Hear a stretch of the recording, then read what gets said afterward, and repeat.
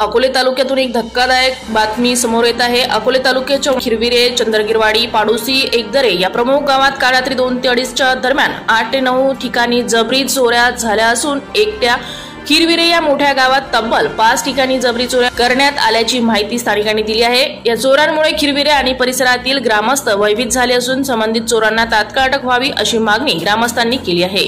खिरविरे गावात यापूर्वीही अनेकदा चोरीचे प्रमाण उघडकीस आले आहेत।